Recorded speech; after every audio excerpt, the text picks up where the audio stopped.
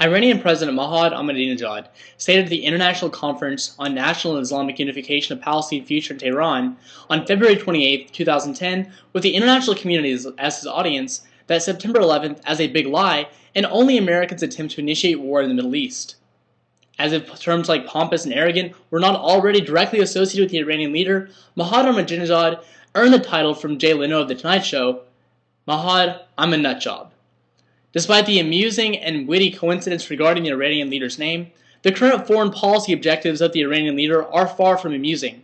According to my editorial entitled Iran After the Deadline, Iran has over 1,000 centrifuges currently designed to produce nuclear materials that can be used for creating weapons of mass destruction.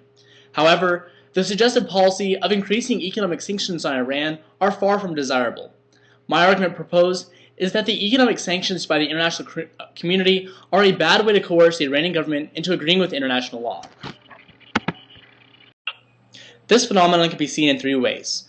First, the currently proposed sanctions would fail in putting pressure on the Iranian oil industry, which is key to persuading the government to agree to international law. Second, more stringent sanctions would only further empower Ahmadinejad's reign over Iran. And third, sanctions would destroy any potential for civil rights movements to break down the president's regime over Iran. So, let's examine how sanctions do not work in persuading the Iranian government to follow international law. Sanctions do not work for this reason because they fail to put pressure on the oil industry. This is true because nations are not united in the effort to do so. So, for instance, if the UN Security Council sanctioned oil trade and China continued to trade despite such, the sanctions would not hurt the Iranian economy. Justin Bolton explains in articles and commentary on September 1st, 2009, that for those who supposedly understand the Security Council's reality, most talk of enhanced sanctions envision a coalition of the willing, consistent of essentially of America, Japan, and European Union. But the EU's record to date and Japan's lively policy under its government are hardly likely to produce a stiff, serious, and substantial effort. It is very likely the EU resolve will fracture and Japan will follow suit.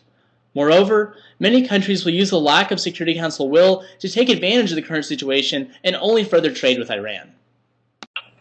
But additionally, Iran is aware of the sanctions that are being considered and is thus building refineries and expanding the oil industry to compensate for the damper the sanctions will create.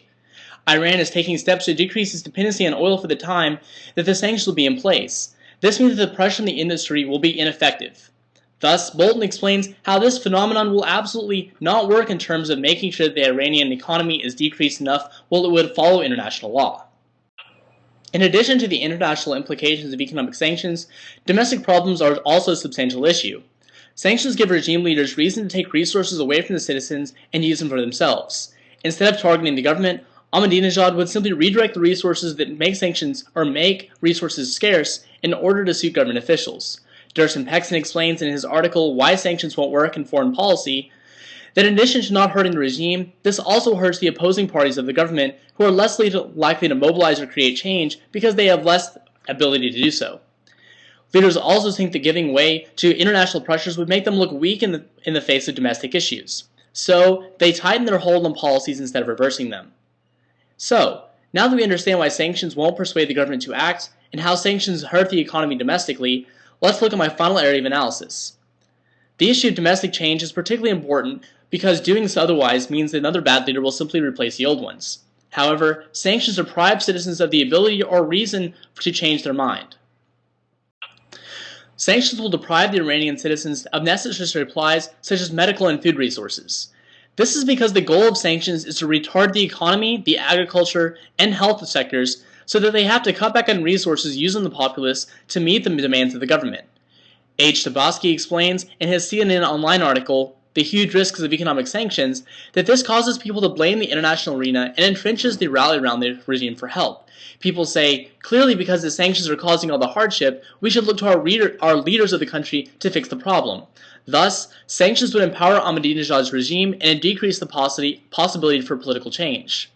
So, because economic sanctions would cause hardship on the citizens of Iran, would fail in adding pressure because of the non-united international efforts, and increase the power of the Iranian government, we can clearly see that though the Iranian leader might have a funny-sounding name, dealing with his policies will be a tough process.